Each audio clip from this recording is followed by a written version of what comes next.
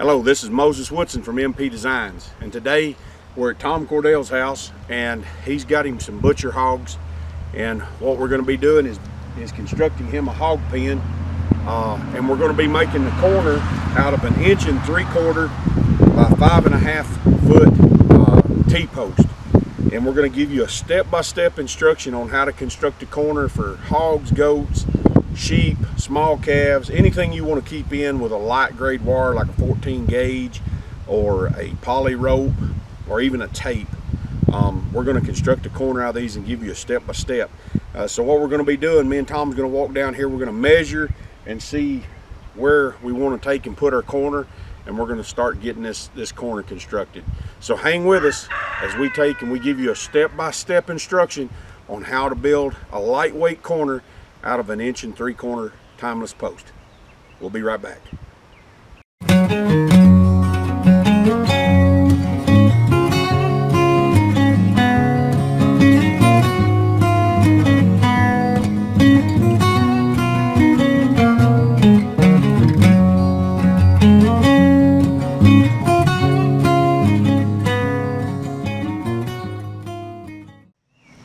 Okay folks, we're back here, and we've decided that we're going to run the full length.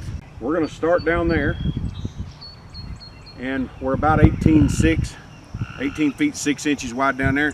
So we measured off 18 feet 6 here, and we drove our first T-post. Now we're going to end up with a 42-inch high fence, and we're going to turn our other T-post, which is going to work as our brace post. We're going to turn it flat side up.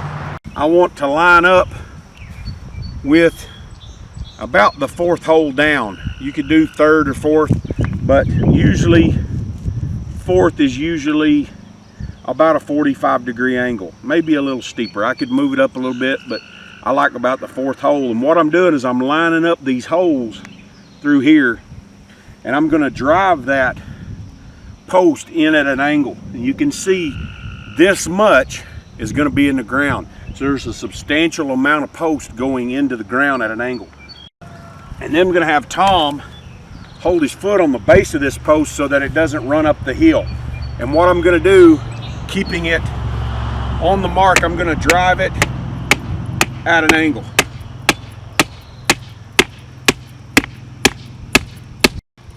Now if I were to hit a rock or some obstruction, I could always cut this off at any point here and tie it. But what I want to do is get as much of this post in the ground as possible.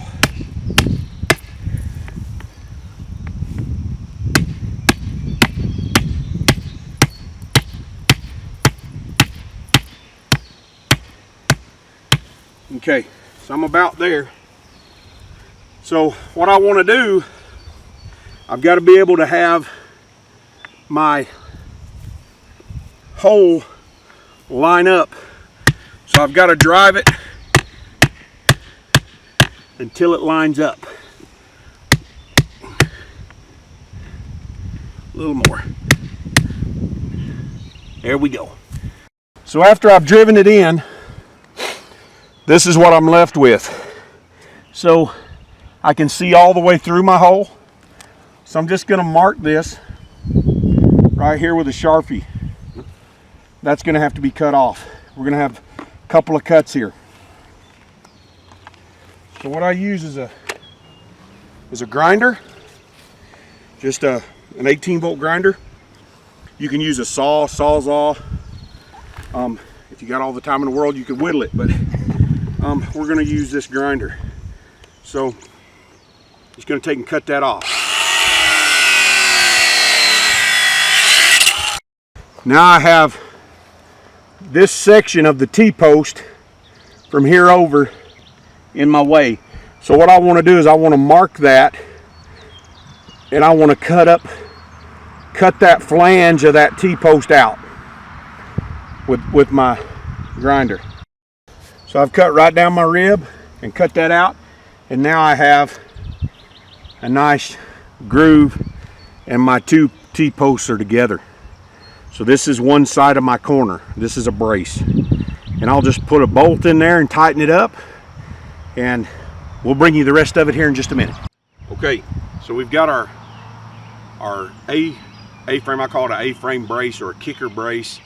And as you can see, if you were here, you can see that we're slightly out of plumb, which is good, because we're going to be putting a significant amount of pressure going towards our wood post in that direction. So if it sags any at all, if it gives to the pressure any at all, it's just going to bring it into plumb.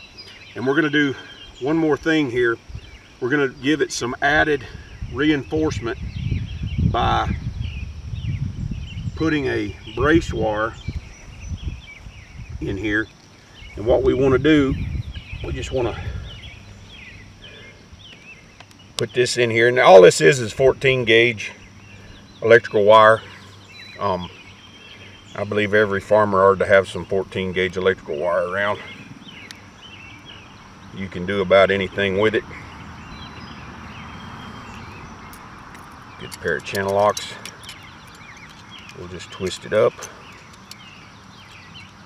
And if you want to make it a little cleaner, you could use a crimp bead or something like that. And then all we're going to do is we're just going to twist it. And what this is going to do is it's going to pull this post in against this post, and it's going to add some reinforcement. So we're using the pressure of this much post in the ground to pull back against our corner. So we're just going to twist that up. And like I said, it's just 14 gauge, and you can twist it too much and break it, but we're just going to put enough on there that it's going to pull that post down a little bit. And that's what I was looking for. It's got a little bit of pull to it. So that, as we're in the ground about 22 inches. So as you can see, it's pretty stout.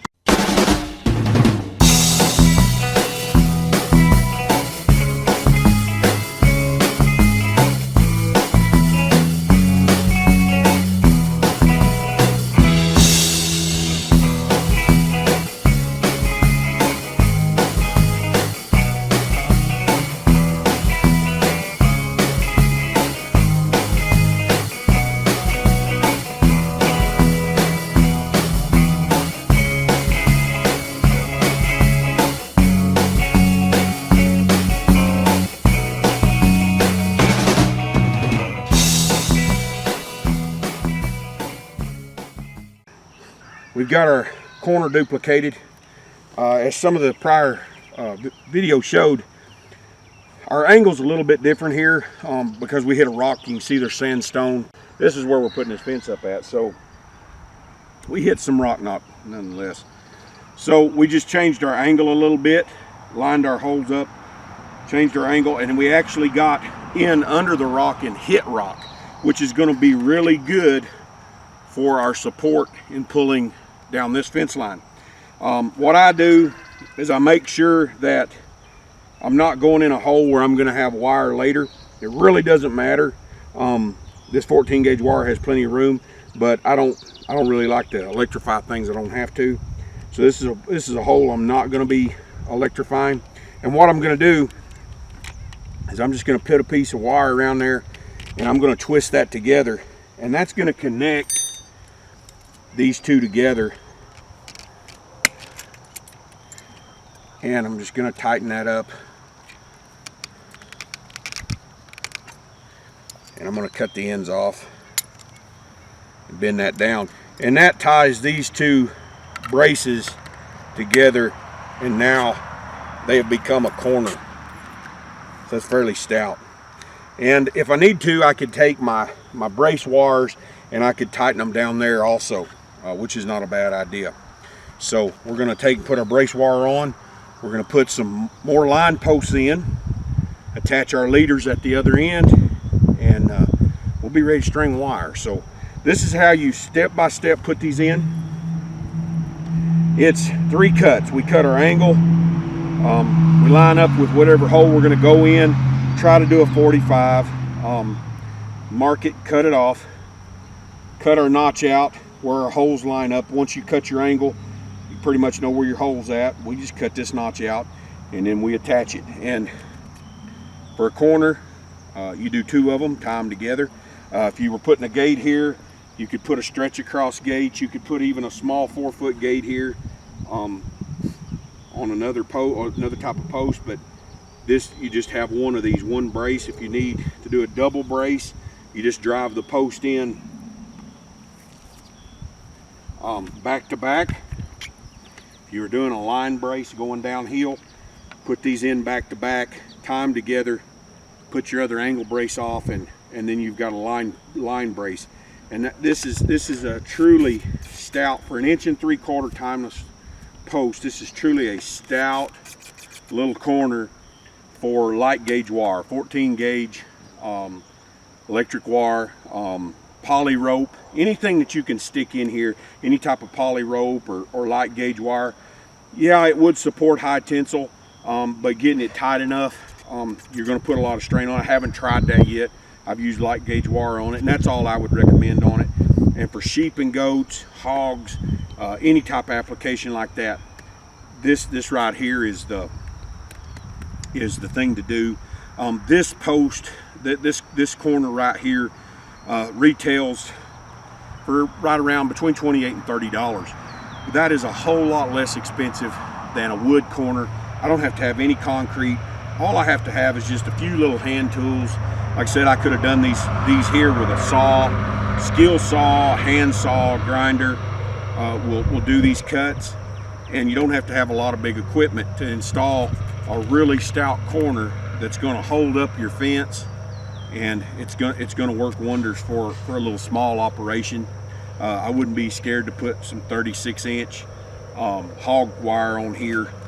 It wouldn't, you just have to know the limitations of your corner, but there again, I think it would hold it up just fine. Okay, we've sweated. Saturday afternoon here, we've sweated. We've been out in the sun. Well, we got our hog lot finished here for Tom Cordell, good buddy of mine.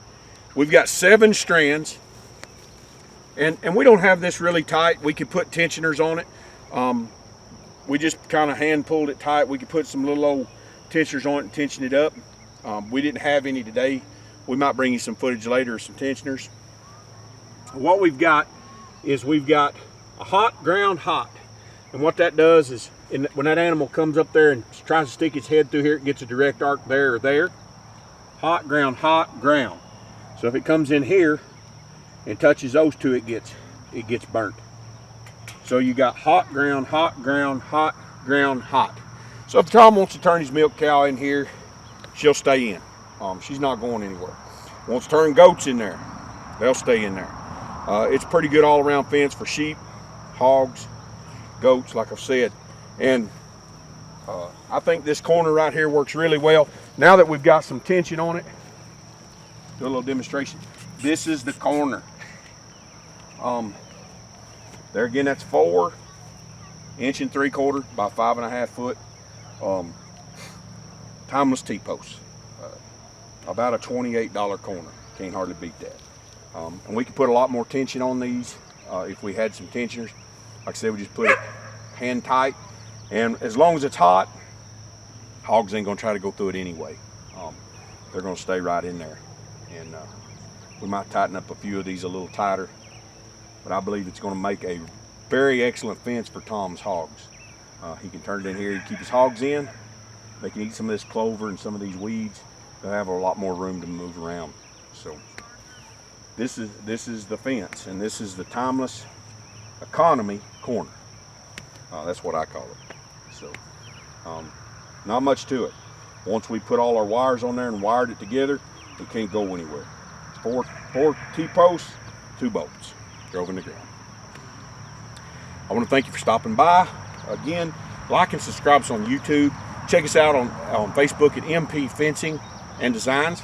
If you have any questions, email me at woodtnn@gmail.com, and I'll be happy to answer any of your questions. Thanks again.